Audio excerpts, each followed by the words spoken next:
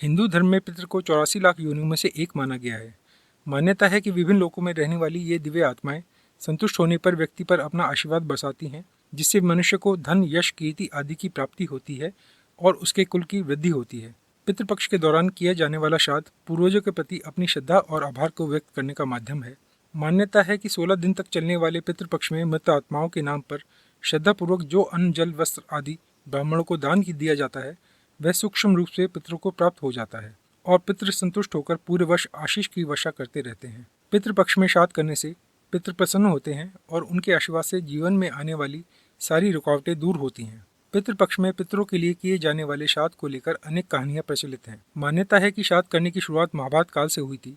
कहा जाता है कि जब मृत्यु के बाद सूर्यपुत्र कर्ण की आत्मा स्वर्ग पहुंची तो उन्हें वहां पर खाने के लिए भोजन के बजाय ढेर सारा स्वर्ण दिया गया। जब कर्ण ने इंद्र देवता से इसका कारण पूछा तो उन्होंने कर्ण को बताया कि पृथ्वी पर रहते हुए कर्ण ने कभी भी अपने पितरों के लिए निमित्त भोजन, दान, तर्पण आदि नहीं किया।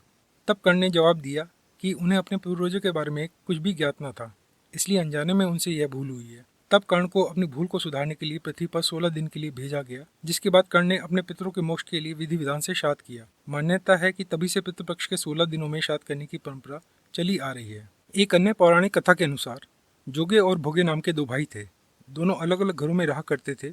जोगे के पास धन की कोई कमी ना थी, लेकिन भोगे निर्धन था। जोगे की पत्नी को धन का अभिमान था, तो वहीं भोगे की पत्नी सुशील और शांत स्वभाव की थी। जब पितृपक्ष आने पर जोगे की पत्नी ने जोगे से अपने पितरों का श्राद्ध करने के लिए कहा तो जोगे ने इसे व्यर्थ का कार्य समझकर टालने की कोशिश की, लेकिन जोगे की पत्नी केवल अपनी शान दिखाने के लिए श्राद्ध का कार्यक्रम रखना चाहती थी। जोगे की पत्नी ने उससे कहा कि मुझे कोई परेशानी ना हो, इसलिए आप ऐसा कह रहे हैं, लेकिन मैं सत्य कहती हूँ कि मुझे इसमें कोई परेशानी नहीं है। मैं भोगे की पत्नी को बुला लूंगी और हम दोनों मिलकर सारे काम कर लेंगे। जोगे की पत्नी के बुलाने पर दूसरे दिन भोगे की पत्नी सुबह आकर सारा कार्य कराने लगी। उसने अनेक पकवान बनाए। फिर सभी काम निपटाने के बाद वह अपने घर वापस आ गई, क्योंकि उसे भी पितरों का तर्पण करना था। जब पितृ भूमि पर उतरे और वह जोगे के यहाँ गए तो उन्होंने देखा कि उसके ससुराल पक्ष के सभी लोग भोजन करने पर जुटे हुए हैं। इसके बाद पितृ भोगे के यहाँ गए तो उन्होंने देखा कि पितरों के नाम पर केवल अग्यारी दी गई है। पितृ उसकी राख चाटकर भूखे ही नदी के तट पर पहुंच जाते हैं। कुछ ही देर में सारे पितृ अपने अपने यहाँ का श्राद्ध ग्रहण करके इकट्ठे हो गए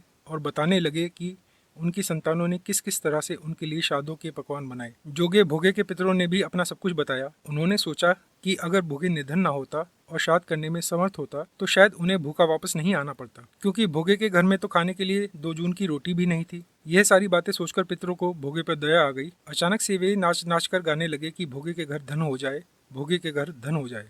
सांझ का समय हो चला था, लेकिन भोगे के घर में खाने को कुछ भी नहीं था। उसके बच्चे भूखे थे। बच्चों ने अपनी माँ से कहा कि भूख लगी है। तब उन्हें टालने के लिए गुस्से में भोगे की पत्नी ने कहा कि जाओ, आंगन में हौदी औंधी लगी है, उसे जाकर खोल लो, उसमें जो भी मिल जाए उसे आपस में बांटकर खा लेना। बच्चे जब वहाँ जाकर हौदी देखते हैं तो दौड़े दौड़े माँ के पास वापस आकर कहते हैं कि माँ, हौदी तो मोहरों से भरी पड़ी है। आंगन में आकर भोगे की पत्नी ने यह सब कुछ देखा तो उसके आश्चर्य का ठिकाना नहीं रहा। इस प्रकार पितरों के आशीर्वाद से भोगे भी धन धान्य से परिपूर्ण हो जाता है, लेकिन वह इस बात का बिल्कुल भी अहंकार नहीं करता और अगले वर्ष पूरी श्रद्धा के साथ भोगे एवं उसकी पत्नी अपने पितरों का श्राद्ध करते हैं। भोगे की पत्नी पितरों के लिए 56 प्रकार के व्यंजन तैयार करती है। ये दोनों ब्राह्मणों को भोजन कराते हैं और अपने जेठ जेठानी को बुलाकर सम्मान के साथ सोने और चांदी के बर्तनों में भोजन कराते हैं। इससे उनके पितर बहुत प्रसन्न होते हैं। पितर कभी भी अपनी संतानों को परेशान नहीं करना चाहते। वे बेहद दयालु होते हैं, लेकिन संतानों की उपेक्षा से दुखी हो जाते हैं, क्योंकि संतान के द्वारा श्राद्ध कर्म और पिंडदान आदि करने से उन्हें तृप्ति मिलती है और वे अपनी संतानों को धन धान्य